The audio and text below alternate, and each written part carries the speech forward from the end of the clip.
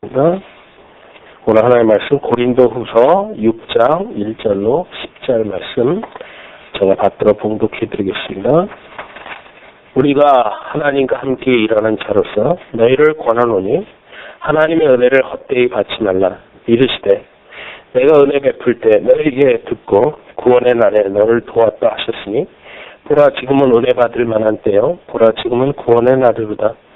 우리가 이 직분이 비방을 받지 않게 하려고 무엇이든지 아무에게도 꺼리키지 않게 하고 오직 모든 일에 하나님의 일꾼으로 자천하여 많이 견디는 것과 환난과 궁핍과 고난과 매맞음과 갇힘과 난동과 수고로움과 자지 못함과 먹지 못함 가운데서도 깨끗함과 지식과 오래 참음과 자비함과 성령의 감화와 거짓이 없는 사랑과 진리의 말씀과 하나님의 능력으로 의의 무기를 좌우에 가지고 영광과 욕됨으로 그러했으며 악한 이름과 아름다운 이름으로 그러했느니라. 우리는 속이는 자 같으나 참되고 무명한 자 같으나 유명한 자요 죽은 자 같으나 보라 우리가 살아있고 징계를 받는 자 같으나 죽임을 당하지 아니하고 근심하는 자 같으나 항상 기뻐하고 가난한 자 같으나 많은 사람을 부유하게 하고 아무것도 없는 자 같으나 모든 것을 가진 자로다. 아멘. 오늘 이 부문 말씀 가지고 누가 진짜 은혜 받은 사람인가 라는 제목으로 말씀의 은혜를 나누기 원합니다. 우리가 많은 경우 은혜 받은 사람 이렇게 얘기를 하는데 그 은혜 받은 사람도 이 세상이 워낙 이상하다 보니까 진짜가 있고 가짜가 있는 것을 많이 봅니다. 그래서 우리가 보통 얘기할 때 이런 거 있죠. 무슨 어떤 드라마를 봤는데 은혜를 받았다 이런 말을 쓸 때도 있고 누가 그런다는 게 아니고 제가 그렇게 말을 썼던 적이 있어요. 야 정말 저 너무 감동적이다 그래서 그렇게 불경스럽게 썼던 적도 있고 그런데 우리가 예수를 믿는다 그랬을 때 예수를 왜 믿는가라는 사실을 우리가 좀 생각해보는 이 아침이 되었으면 합니다. 예수를 왜 믿는가? 우리가 많은 경우 다른 종교들의 경우 그 신을 믿는 이유가 무엇인가 그 신이 나에게 해주기를 원해서 그 신을 믿습니다. 우리 기독교도 마찬가지로 그런 요소들이 많이 있어요. 그런데 성경 말씀을 우리가 눈에 보면서 살펴볼 때 분명히 기억해야 되는 건 뭐냐? 하나님이 나한테 무엇을 해줄 거기 때문에 해주셔야 되기 때문에 내가 하나님을 믿는다라고 한다면 그 신앙은 잘못된 것입니다. 여호와는 나의 목자시니 내가 부족함이 없습니다. 다시 말하면 다윗이 그 고백을 할 때는 하나님이 나에게 있어서 얼마나 기가 막힌 분인가 나는 하나님의 존재 자체 때문에 나에겐 아무것도 필요하지 않고 충분합니다 라는 그 고백을 하는 것입니다. 하나님이 우리에게 요구하는 믿음은 바로 그러한 믿음을 요구합니다. 우리는 많은 경우 내가 예수를 믿으면 부자가 된다든가 내가 예수를 믿으면 어떤 명예를 쌓는다든가 내가 예수를 믿으면 뭔가 어떤 권력을 쥐고 흔들 수 있다라고 하는 의식에 빠져서 하나님이 그렇게 해준다라고 하니까 내가 예수를 믿는다라고 한다면 그 신앙 자체는 뭔가 한참 잘못된 것이다라고 하는 겁니다. 만약 그런 관점에서 우리 기독교의 믿음을 얘기한다면 오늘 고린도후서 6장 1절로 10절에 있는 말씀은 그런 사람들에게는 무슨 황당한 소리냐. 예수를 믿으면 잘 먹고 잘 살아야지. 아니 사도 바울이 지금 고린도 교회를 보내서 했던 편지 내용을 보면 참 기도 안 차는 얘기를 하고 있습니다. 무슨 얘기냐? 4절부터 보면 오직 모든 일에 하나님의 일꾼으로 자천하여 많이 견디는 것과 환난과 궁핍과 고난과 매맞음과 갇힘과 난동과 수고로움과 자지 못함과 먹지 못함 가운데서도 이렇게 되어 있습니다. 우리가 이런 걸 봤을 때 어떻게 예수를 믿고 예수의 그것도 하나님 앞에 쓰임받는 사람이 도대체 하나도 나 이런 걸 하고 싶지 않다라고 하는 마음이 들 정도로 이런 요소들을 가지고 있습니다. 근데 여기 성경은 뭐라고 했냐? 그런 가운데서도 궁핍함도 있고 환난도 있고 수고로움도 있고 자지 못함도 있고 먹지 못함 가운데서도 그런 열악한 상황 속에서도 나는 하나님이 깨끗함과 지식과 오래 참음과 자비함과 성령의 감화와 거짓이 없는 사랑과 진리의 말씀과 하나님의 능력으로 의의 무기를 좌우에 가지고 영광과 욕됨으로 그러했으며 라고 기록되어 있습니다. 다시 말하면 우리는 예수를 믿고자 하는 게 내 상황이 좋아지게끔 하기 위해서 예수를 믿는 것이 아니라 그 하나님이 나를 창조하시고 나를 예수 그리스도로 말미암아 구원하신 하나님이 나에게 있어서 어떤 존재인가, 그리고 나에게 무엇을 요구하는가. 우리 이런 겁니다. 만약 하나님이 나에게 넌 가난해야만 내가 널 통해서 영광 받을 수 있어 그러면 우리는 거기에 대해서 아멘으로 그걸 순응할 줄 알아야 돼. 그걸 받을 수 있어야 돼요. 내가 너에게는 물질을 주는데 그 물질 그 부분에 있어서 네가 나한테 영광을 돌려야 된다라고 한다면 그 부분은 아멘할 수 있어야 되고, 네가 육신적으로 연약함 속에서 내가 영광을 받겠다 그러면 아멘하고 받아들일 수 있어야 된다라고 하는 거죠. 근데 우리는 많은 경우 이렇게 됩니다. 예수를 믿으면 슈퍼맨이 돼야 된다. 돈도 남보다 많이 가져야 되고 지식도 딴 사람보다 많이 가져야 되고 딴 사람보다 한마디로 잘나야 된다. 그 의식을 많이 가지고 있습니다. 요즘 나오는 책들의 긍정의 힘이라든가 뭐 이런 책들을 보면 하나같이 잘 돼야 되는, 잘 된다는 기준이 뭐냐? 하나님의 기준이 아니라 세상 사람들이 평가하는 가치 기준으로 잘 먹고 잘 살고 하는 기준으로 이야기하는, 그래서 잘 돼야 된다. 그래서 예수 믿는 사람이 아프다 그러면 이상한 거 아니야 뭐 이렇게 생각을 하고, 멀쩡하면 저 사람 뭐 복 받은 거 아닌가, 뭐 돈 좀 번다 그러면 그런 식의 모습으로 가는 것이 과연 무슨 기준에 근거하고 있느냐라는 걸 우리가 꼭 생각을 해봐야 합니다. 은혜 받은 사람이라고 하는 것은 사도 바울이 오늘 본문에서 얘기한 것처럼 내가 하나님의 일꾼답게 세워져 나간다. 하나님의 사람으로서 움직인다. 근데 그것은 나에게 무엇인가 채워져 있기 때문에 그런 것이 아니라 뒤에 9절 10절에 보면 나오는 게 무엇입니까? 9절 10절에 보면 우리를 속이는 자 같으나 참되고 무명한 자 같으나 유명한 자여 죽은 자 같으나 보라 우리가 살아있고 징계를 받는 자 같으나 죽임을 당하지 아니하고 근심하는 자 같으나 항상 기뻐하고 가난한 자 같으나 많은 사람을 미워하게 하고 아무것도 없는 자 같으나 모든 것을 가진 자로다. 사람들이 일단 첫 번째로 봤을 때 무엇입니까? 없는 사람 같아요. 근심 걱정에 사로잡혀 있는 사람 같아요. 그렇지만 실상은 그 사람들이 주는 그것은 그 사람이 무엇을 소유했기 때문에 줄 수 있는 게 아니라 그 사람의 존재 자체가 하나님 앞에서 어떤 존재인가 하는 겁니다. 우리는 어떤 존재라고 얘기할 수 있냐면 가장 쉽게 표현할 수 있는 게 우리는 수도꼭지와 같은 존재입니다. 수도꼭지는 무엇입니까? 이 손잡이를 열면 물이 나와요. 잠그면 물이 안 나옵니다.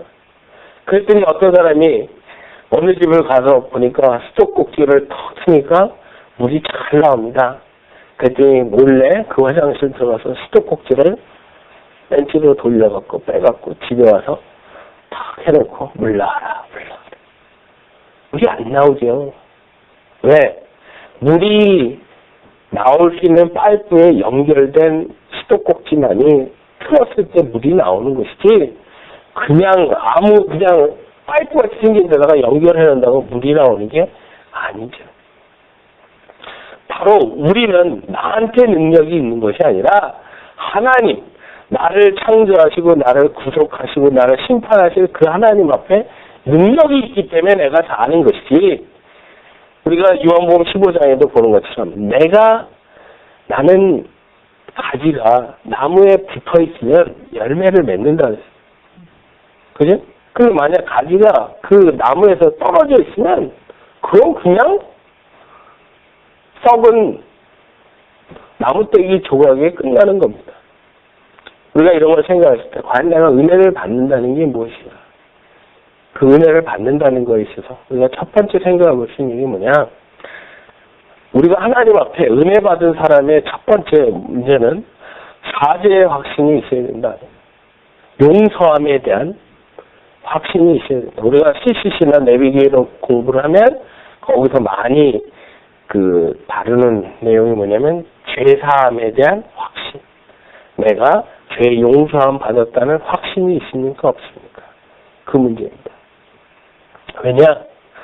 사람이 죄 용서함 받은 거에 대한 확신이 없으면 세상을 긍정적으로 확신 있게 살아나갈 수가 없습니다. 왜? 죄에 짓눌려 있는 상태에서 삽니다. 왜? 의인은 없나니 하나도 없다라고 했기 때문에 우리 모두가 죄인입니다. 그런데 그 인간 스스로 해결할 수 없는 죄의 문제를 해결하시기 위해서 죄 하나도 없으신 예수님 우리를 위해서 십자가에서 죽어주셨습니다. 예수님이 가상칠언에 보면 십자가상에서 7마디 하셨는데 그 중에 맨 마지막 말이 뭐예요? 다 이루었다. 뭘 다 이루었다는 겁니까? 예수님이 단번에 희생제물이 되어주셔서 우리의 죄를 속량해 주셨다. 그 일을 완수했다. 그 얘기를 하시는 것입니다. 그걸 통해서 예수님이 그렇게 하셨는데 그것이 나에게 어떻게 됩니까? 내가 예수 그리스도를 영접하고 내가 예수의 사람이 되고 난 다음에 주님, 내가 과거에 이런 죄가 있었네요. 내가 그전에는 하나님을 인정하지 못했네요. 그전에는 내 중심으로 살았네요. 그리고 하나님 앞에 회개했을 때 하나님이 그래, 네가 원래 죄인이었는데 바로 그 죄 문제 네가 해결 못하기 때문에 내가 독생자 예수 그리스도를 통해서 너를 용서한 것이야. 죄 사한 것이야. 바로 그 사실을 우리로 하여금 경험하도록 하시는 은혜가 있습니다. 그래서 첫 번째 뭐냐? 죄 사함을 받은 사람이 먼저 은혜 받은 사람이다라고 하는 겁니다. 은혜 받았다라고 하면서도 뭔가 죄의식에 사로잡혀서 산다라고 한다면, 그러니까 죄의식이 있나 없나라는 건 뭐냐면 이런 겁니다. 천둥이 친다. 그러면 뭔 일 날래가 보다. 뭐 지진이 났대더라. 그러면 이거 뭐 갑자기 뭐 하나님이 심판하는 거 아니야? 이런 거. 아니면 뭐 갑자기 뭐 그 차가 와서 들이받으려고 했다든가 뭐 차가 들이받았다든가 어머나 이런 것들이 다 하나의 죄의식을 품고 있을 때 나오는 현상입니다. 죄사함을 받으면 살면 어때요? 이 땅에 살면 하나님의 말씀 보고 하나 앞에 기쁘시게 하면서 살고 죽으면 천당이다. 그러니까 걱정할 바가 없는데 이건 살아있어도 걱정, 죽어도 걱정 이렇게 되면 정말 아무것도 아니죠. 우리가 요한일서 1장 8절로 10절을 보면 세 가지 사실을 얘기합니다. 만일 우리가 죄가 없다고 말하면 스스로 속이고 또 진리가 우리 속에 있지 아니할 것이요. 만약 우리가 나는 죄 없다. 아니 내가 무슨 죄가 있습니까? 내가 얼마나 도덕적으로 깨끗하게 윤리적으로 살았는데 내가 무슨 죄가 있습니다. 그러면 그 사람은 뭐하냐? 스스로 속이는 사람이다라고 하는 겁니다. 또한 진리가 그 속에 있지 아니한 사람이다. 뭐냐면 우리가 지저분한 데에서 있다 보면 지저분한 게 익숙해져서 무엇이 더러운지를 잘 구분을 못합니다. 근데 우리가 목욕을 자꾸 하다 보면 조그만 때 요즘 이제 이 손톱 기르면서 점점 신경 쓰는 게 뭐냐면 손톱 밑에 있는 이 검게 띄는 때 상당히 신경을 많이 쓰는데 그 씻다 보면 아주 조그맣게 보이는 더러움까지도 눈에 띕니다. 다시 말하면 내가 하루 살면서 무슨 죄를 졌습니까? 그렇게 얘기를 한다면 자기 스스로를 속이는 것이고 진리가 그 속에 없는 거다라고 하는 겁니다. 우리가 이 빅터빌이 깨끗하다고 하지만 흰 와이셔츠를 입고 하루 종일 이렇게 거닐어 보면 저녁 때 되면 와이셔츠가 새카맣습니다. 매연이 없는 동네라고 하는 이 동네에서도 그렇습니다. 무슨 얘기냐? 우리가 하루 종일 아침에 일어나서 하루 종일 뭐 직장 생활하고 사람들 만나고 생활하면서 하나하나를 하나님이 영상으로 찍어서 만약 우리에게 보여주신다라고 하면 하나하나 다 죄 짓는 모습이 얼마나 많은지 몰라요. 그게 우리가 죄가 죄인지 모르고 그냥 사람들이 하니까 뭐 흰거짓말, 까문거짓말 이래가면서 뭐 농담, 무슨 뭐 음담패설 이래가면서 하고 뭐 적당하게 자기 합리화시키고 이러면서 사는 부분이 상당히 많이 있습니다. 그 저녁에 감안하면 야 이거 회개하다가 오늘 저녁 밤새겠구나 뭐 그런 생각 들 정도로 그런 게 많이 있습니다. 두 번째는 뭐냐? 그런데 만일 우리가 우리 죄를 자백하면 자백한다는 게 뭐예요? 내가 스스로 하나님 앞에서 나 죄인입니다. 하나님 내가 이런 죄 졌습니다. 그 얘기를 입으로 시인하면 그는 믿으시고 여기서 그는 누구예요? 하나님이십니다. 그는 믿을 만한 분이시고 그는 의로우사 우리 죄를 사하시며 우리를 모든 불의에서 깨끗하게 하실 것이요. 우리가 하나님 앞에 나 이런 죄 졌습니다. 하나님 나 이랬습니다. 그리고 얘기하면 하나님 뭐라 해요? 그래 너 원래 그런 죄인인 건 나 알아. 그런데 네가 그런 죄를 졌다는 것을 인정한다라고 하는 것 때문에 내가 내 죄를 내가 씻어주겠다. 그렇게 하신단 말이에요. 우리가 이런 거 있죠. 부모하고 자식 간에도 이렇습니다. 아니 자식들이 부모한테 맨날 효도만 하고 사는 자식들이 있습니까? 없죠. 암만 자식이 부모 마음을 들게 한다 해도 부모 입장에서 봤을 때 어떤 경우 섭섭하기도 하고 참 몰라도 한참 모른다. 그러다 보면 나중에 그래 나중에 너 시집장가 가서 너만한 애만 하나 낳아 이렇게 얘기할 정도로 그 속이 얼마나 저기 하면 왜 그럴 때도 있겠나 싶은 생각이 드는데 우리가 하나님 앞에서 부모 앞에서 하는 것처럼 예 내가 지금 부모님 앞에 이렇게 하는데도 그래서 진정한 사랑은 뭐냐 해도 참 부족하다 내가 이렇게밖에 못하는가 어제 장례식을 참석해서도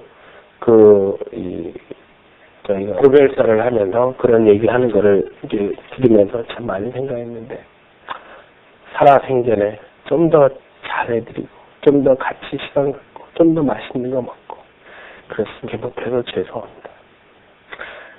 근데 매번 느끼는 게 왜 사람이 죽고 난 다음에 우리는 그 생각을 하게 되는 것일까? 왜 그전엔 못할까? 그렇게 하는 이유가 뭐냐면 사람이 얼마나 한계가 있는 제한적인 삶을 살고 있는 인간인가를 우리가 인식 못하기 때문에 언제까지나 그냥 사람은 살고 있을 것이라고 생각하기 때문에 그 순간에 우리는 잘못하면서 그렇게 해나가는 경우가 얼마나 많은지 마찬가지 하나님 앞에서도 그렇습니다. 하나님이 우리에게 이 땅에서 살라고 하신 삶은 제한적입니다. 길지 않습니다. 뭐 많이 살아야 뭐 100살, 120세 뭐 이렇게 사는 것이고 짧습니다. 뭐 온 순서대로 가는 순서만 있는 게 아니고 온 순서와 가는 순서는 전혀 다를 수 있기 때문에 우리가 그런 부분에 있어서 정말 하나님 앞에서 하나님 내가 이런 부분이 잘못했습니다. 내가 이런 죄인입니다. 그렇게 고백하면 하나님이 그래 너 네가 죄인인 거 알아. 근데 그거를 네가 나한테 인정할지 그래 나는 너를 죄 있다고 하지 않을 것이야. 내가 용서해 주마. 이렇게 간다. 근데 거기서 뻔뻔하게 나 죄가 어디 있습니까? 하나님 내가 뭔 죄가 있어갖고 이러고 가면 바로 그거 자체가 죄죠. 그래갖고 그냥 한 번에 끝날 거 몇 방에 얻어 터지는 경우들도 많고 그 다음에 우리가 그 다음 10절 보면 이렇게 되어 있죠. 만약 우리가 범죄 아니하였다 하면 하나님을 거짓말하는 이로 만드는 것이니 또한 그의 말씀이 우리 속에 있지 아니하리라. 우리가 언제 범죄했습니까? 내가 언제 죄인이 되었습니까? 그렇게 얘기하면 하나님을 거짓말하는 분으로 만드는 것이다. 그리고 하나님의 말씀이 그 속에 있지 아니하는 것이다. 그냥 하나님은 성경에 뭐라 했어요? 의인은 없나니 하나도 없다. 사람은 다 죄인이다. 그렇게 얘기했는데 그 말을 난 죄 없습니다. 내가 무슨 죄를 졌습니까? 내가 뭐 여태껏 태어나서부터 뭔 죄를 졌다고 합니까? 이렇게 가면 성경에 말씀하고 있는 하나님이 사람은 다 죄인이라는 자체를 인정하지 않는 것이고 그 말씀이 그 속에 없는, 다시 말하면 하나님하고는 상관없는 사람이 되는 것이다 라고 하는 겁니다. 그러니까 우리가 이 8절에서부터 10절 말씀을 가만 생각하면 이렇죠. 내가 죄가 없다 그러면 나 스스로 속이는 자입니다. 진리가 그 속에 없습니다. 근데 이 8절에 있는 사람은 10절에 나온 사람보다는 그게 좀 난 거예요. 그런데 그 사람이 하나 앞에 내가 죄인입니다. 그리고 내 죄를 고백하면, 자백하면 하나님은 미쁘시고 의로우사 우리의 모든 죄를 다 용서해 주시리라. 그런데 끝끝내 내가 무슨 죄가 있습니까? 이렇게 가면 하나님과는 전혀 관계가 없는 사람이다. 왜? 하나님을 거짓말하는 분으로 만드는 사람이 돼버리기 때문에. 우리가 이건 어떤 거죠? 그 마태복음 25장 달란트비에서 보는 것처럼 한 달란트 준 사람한테 네가 왜 가서 장사하지 않았냐? 그랬더니 주인은 악한 사람이다. 심지 않은 데서 거두는 자인 줄 알았는 거로 내가 괘씸해서 안 했다. 그랬더니 주인이 뭐라고 합니까? 그래? 내가 괘씸하냐? 그러면 너는 이 악하고 게으른 자와 바깥에 나가 울면서 이들 갈림이 있으리라. 그렇게 심판해버리죠. 그러니까 관계가 끊어져 버리면 바로 그런 모습을 얘기합니다. 자, 그래서 정말 우리가 하나님 앞에서 죄 용서함 받기 위해서 하나님 앞에 매 순간순간마다 내 죄를 고백하는, 우리가 이와 같은 얘기, 우리가 죄 그러면 두 가지가 있습니다. 원죄가 있고 자범죄가 있습니다. 원죄는 아담으로 말미암아 우리에게 주어진 하나님을 대적하는 그 원죄가 있고, 근데 그 원죄를 예수께서 십자가에서 죽으심으로 말미암아 그것을 해결해 주셨습니다. 그러고 난 다음에 우리가 자범죄가 있습니다. 우리가 순간순간마다 하나님 앞에 죄 짓는 부분이 있습니다. 그 부분에 대해서 우리가 하나님 앞에 입으로 하나님 내가 이렇게 잘못했습니다. 하나님 내가 잘못했습니다. 그렇게 나아갈 때 하나님이 그 부분을 용서해 주십니다. 그러면 사람이 용서함 받으면 힘있게 살 수 있습니다. 형과 동생이 있습니다. 동생이 잘못해서 집안에 부모님이 기중히 여기는 그릇을 깼습니다. 형이 그걸 알았습니다. 공부로 동생이 형, 엄마 아빠한테 얘기하지 마. 내가 그거 깼다고. 그러니까 형이 알았어. 그때는 상당히 인자한 목소리를 유지합니다. 그러고 난 다음부터는 이제 엄마가 맛있는 빵을 사왔습니다. 그래서 둘째를 맛있는 걸 더 큰 걸 주려고 하니까 형이 엄마 이렇게 얘기하면 둘째가 어떻게 하죠? 네, 형한테 저 큰 거 주세요. 그러니까 부모가 봤을 때 둘째가 점점 말도 없어지고 파리하게 말라갑니다. 그러다가 엄마가 나중에 물어봅니다. 왜 그러니? 얘기 안 합니다. 그러다가 나중에 글쎄 지난번에 집에서 소중히 여기던 그거를 깬 게 나예요. 그랬더니 엄마가 뭐라냐? 알고 있었다.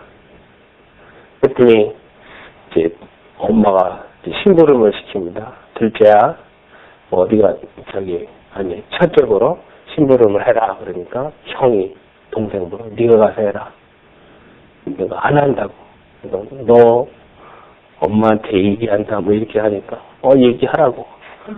이런 모습이 바로 죄 사함 받은 상태의 모습이 어떤가를 우리에게 간접적으로 보여줍니다. 우리가 이런 걸 생각할 때 정말 죄 사함을 받은 사람이 정말 은혜 받은 사람이다라고 하는 겁니다. 그러니까 오늘 2절에 있는 것처럼 하나님께서 말씀하시기를 은혜의 때는 때 나는 내 말을 들어주었다. 구원의 날에 나는 너를 도와주었다 하셨습니다. 보십시오. 지금이야말로 은혜의 때요. 지금이야말로 구원의 날입니다. 이게 무슨 얘기냐면 우리가 하나님이 우리에게 구원의 은혜를 베푸시는 때는 이게 마냥 있는 게 아니에요. 때가 있습니다. 정해져 있습니다. 은혜 받을 때는 정해져 있습니다. 우리가 구약 성경에도 보면 두 번의 종교 부흥의 역사가 있었습니다. 그게 언제냐면 요시야 왕 때 일이고 시스기야 왕 때 그랬습니다. 부흥에 놀라운 역사가 있었어요. 하나님 앞에 사람들이 회개하면서 돌아오는 그런 상태의 은혜를 주실 때가 있었고 은혜를 끊어버릴 때가 있었다라고 하는 것을 우리는 꼭 기억해야 됩니다. 우리가 이런 걸 생각해 봤을 때 정말 내가 은혜를 헛되이 받지 않도록 정말 하나님이 주시는 그 은혜의 때 하나님 앞에 내가 회개할 수 있을 때 회개하는 것이 참 중요하다라고 하는 겁니다. 제 용서함은 아무 때나 받을 수 있는 것이 아니라 제 용서함을 받을 수 있도록 허용한 때에만 가능하다라고 하는 겁니다. 우리가 그런 사실을 생각하면서 하나님 우리가 그 사실에 입각해서 제 용서함 받은 사람으로 살겠습니다. 두 번째는 마태복음 7장 11절에 보면 너희가 악할지라도 좋은 것으로 자식에게 줄 줄 알거든. 하물며 하늘에 계신 너희 아버지께서 구하는 자에게 좋은 것으로 주시지 않겠느냐. 마태복음 7장에서는 뭘 얘기를 하고 있냐면 기도에 대해서 가르치고 있습니다. 그래서 은혜 받은 사람은 누구냐? 기도하는 사람이다. 기도에 대해서 아주 눈에 귀에 인이 배기도록 많이 들으실 텐데 기도하는 사람이 은혜 받은 사람입니다. 다시 한번 얘기하지만 어떤 사람이 기도합니까? 겸손한 사람이 기도합니다. 교만한 사람은 기도 못합니다. 내 인생 내 방법대로 할 수 있다라고 하는 사람은 기도하지 않습니다. 내 인생 내 마음대로 안 된다는 걸 절감한 사람만이 기도합니다. 그리고 큰 꿈을 꾸는 사람만이 기도를 합니다. 조그만 꿈을 가지고 있는 사람은 기도도 안 합니다. 그냥 일반적인 삶을 살고자 하는 사람은 기도 안 합니다. 그러나 내 힘으로 내 능력으로 벅찬 그 사명을 감당하고자 하는 사람은 기도합니다. 왜냐?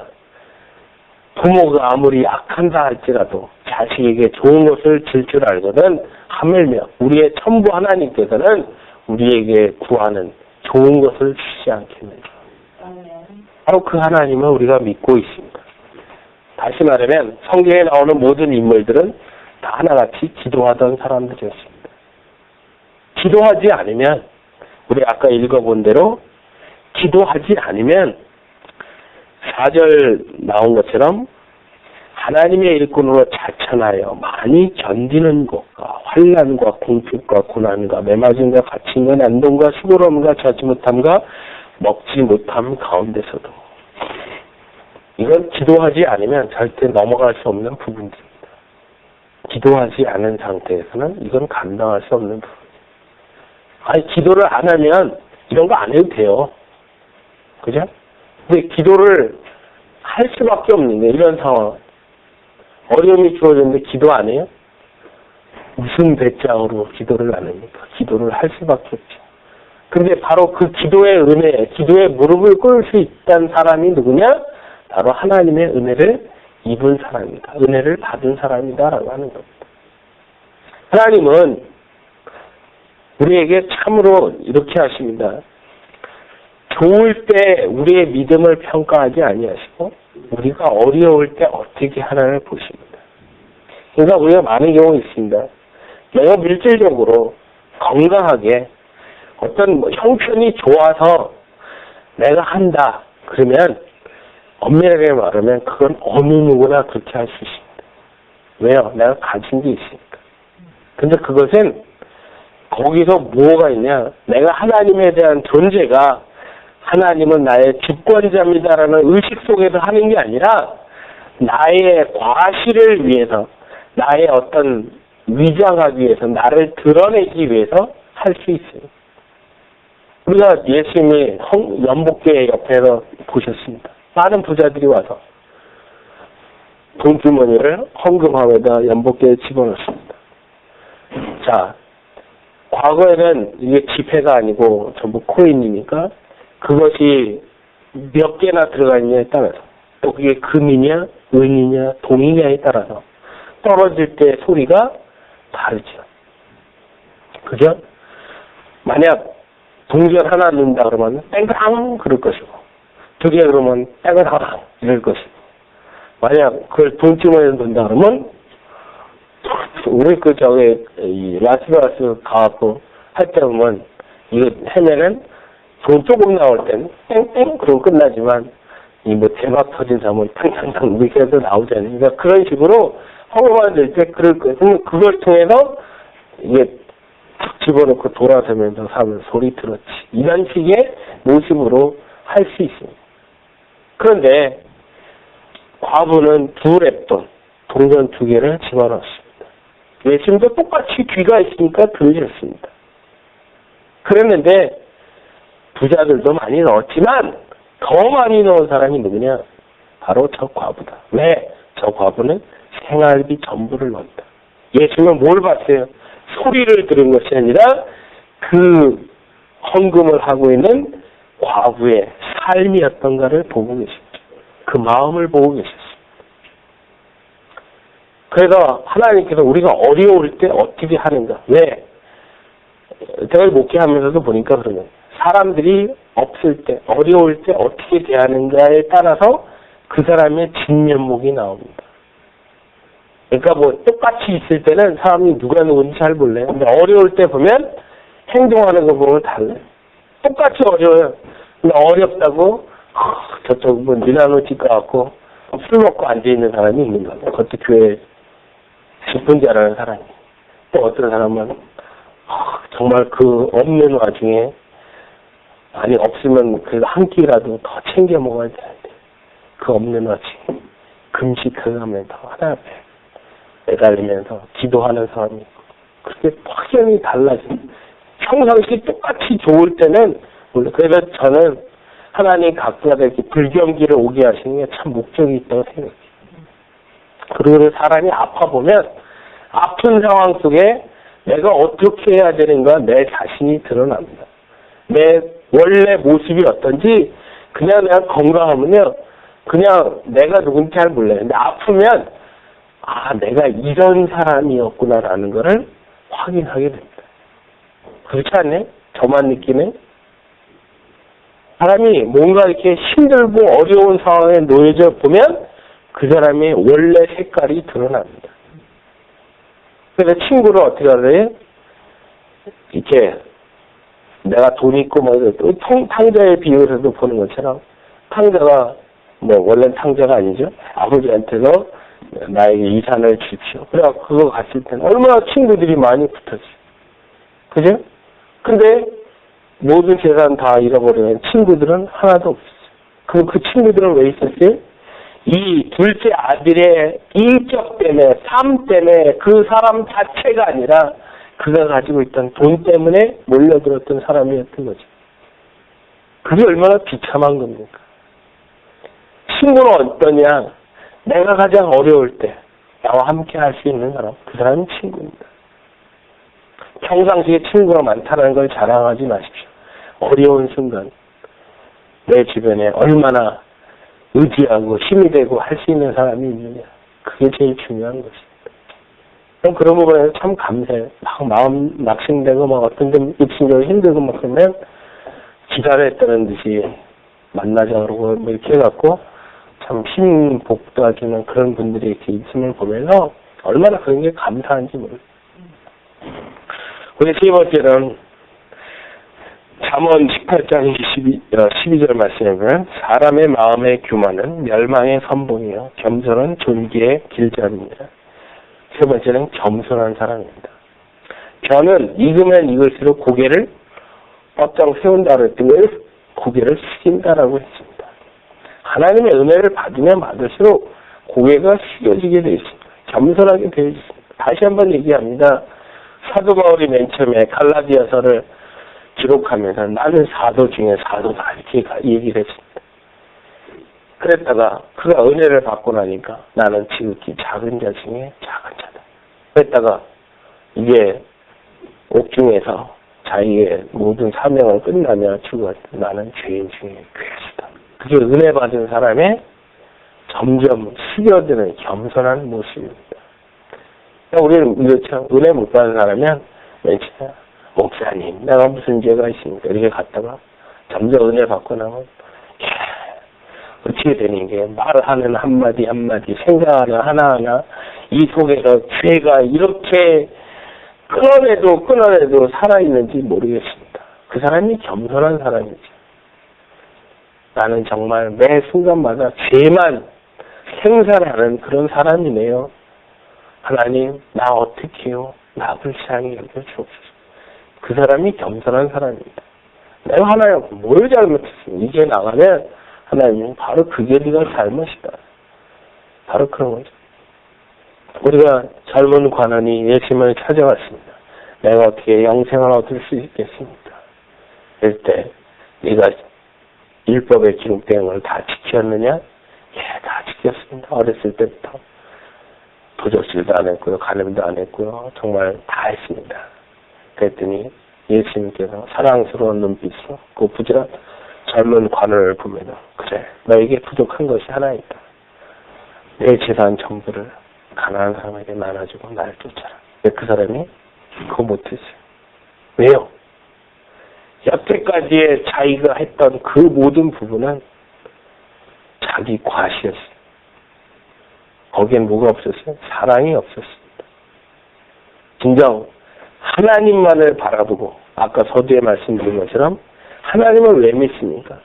하나님 그 존재 자체 때문에 하나님 감사합니다. 그리고 정말 하나님 바라보며 사는 인생 되게 하기 위해서 예수님께서 그리고 날 쫓아라 그랬을 때 그 젊은 관원은 돈이 많음으로 근심하며 돌아갔다 얘기했습니다. 주님께서 요구했던 건 뭐냐? 하나님께 대한 사랑을 보여라. 그리고 실제 네가 누군지를 보여라. 그리고 네가 겸손한 사람이 되어야 된다는 사실을 그 짧은 말을 통해서 언급을 했을 때 그 사람은 거기서 실패하고 다시 되돌아갑니다. 우리가 겸손한 사람이 돼야 되는 부분에 대해서 성경은 분명히 얘기하고 있습니다. 뭐라고 되어 있냐면 깨끗함과 그 6절에 깨끗함과 지식과 오래 참음과 자비함과 성령의 감화와 거짓이 없는 사랑과 진리의 말씀과 하나님의 능력으로 이렇게 되어 있죠. 우리가 이 말씀을 보면서 정리하면 이렇습니다. 우리는 하나님 앞에서 순수하고 절대적으로 성실해야만 합니다. 겸손한다는 게 뭐냐? 겸손은 내가 하나님 앞에서 깨끗하고 순수한 모습이 있어야 합니다. 우리가 어린아이와 어른의 차이가 뭐죠? 어린아이들은 그래도 좀 순수합니다. 그런데 어른들은 순수한 거하고는 약간 거리가 멀어져 갑니다. 때가 묻습니다. 그리고 어린아이들에 비해서 우리들이 정말 어른이 되어서 해야 되는 부분은 뭐냐? 자기에게 주어진 일을 성실하게 잘 감당할 줄 아는 사람이 되어야 된다. 그것이 바로 하나님이 원하시는 겸손한 자의 모습입니다. 겸손 그러면 우리가 많이 무조건 딴 사람들 앞에 가서 45도로 그 허리를 숙여가면서 한연 겸손인 것처럼 얘기하는데 그렇게 했던 건 바리새인들이 그렇게 했습니다. 그러나 실상은 그 속엔 탐욕이 가득했던 게 바리새인들이었습니다. 두 번째, 예수 그리스도의 죽으심과 부활에 대한 참된 지식을 가져야 합니다. 정말 우리가 지식을 가져야 된다. 복음에 대한 하나님이 우리를 향해서 십자가의 죽으심과 부활의 놀라운 역사의 의미가 무엇인지를 우리가 분명한 신앙적 지식을 갖고 살아야 된다. 우리 이런 거 있죠. 배움이 많으면 많을수록 사람이 겸손해집니다. 제일 우리가 보통 학창시절 때 얘기하는 게 제일 다루기 힘든 애들이 누구냐? 대학교 1학년, 1학기 있는 애들이 제일 교만합니다. 어렵게 대학 시험 치러서 대학 들어갔지. 그러고는 세상에 지보다 잘난 존재 없는 것 같고, 그리고 집단은 제일 좋은 교수들, 제일 좋은 학교 들어와서 만나서 강의 듣는 것 같고, 세상에 어느 누구도 못 배우는 것 같죠.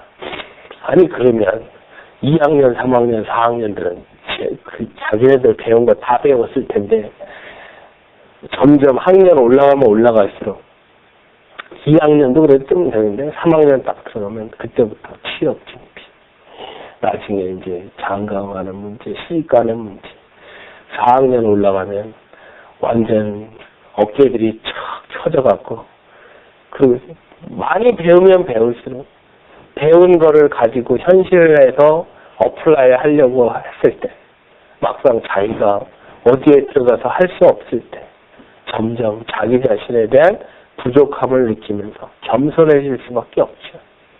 우리가 바로 복음의 그 놀라운 은혜 속에서 정말 그렇죠. 주님이 나를 위해서 십자가에 죽어주신 그 사랑, 그 은혜를 내가 아는 걸 통해서 내가 정말 그것에 내가 어떻게 다 갚을 수 있겠습니까?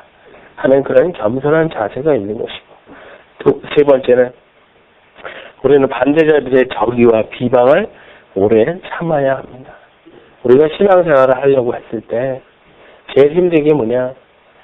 제가 그 새벽 예배 때 그런 말씀 드렸다시피 하나님 앞에서 우리가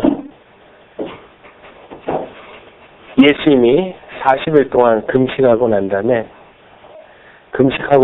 시험을 받을 때 마귀가 예수님한테 묻습니다. 네가 하나님의 아들이거든 이 돌들이 떡덩이가 되게 하라. 네가 하나님의 아들이거든 이 성전 꼭대기에서 뛰어내려라. 우리로 하여금 네가 하나님의 사람이야? 네가 하나님의 은혜를 받았어? 그러면 한번 이렇게 해봐. 너 필요한 것부터 한번 해봐. 내 몸의 질병부터 해결해봐. 너의 육신에 필요한 것부터 해결해봐. 그게 마귀가 우리에게 요구하는 겁니다. 근데 그거를 우리가 어떻게 돼? 그거에 같이 맞서갖고 싸울 게 아니라 우린 오래 참아야 합니다. 겸손은 뭐냐? 오래 참음의 모습이 있어야 됩니다.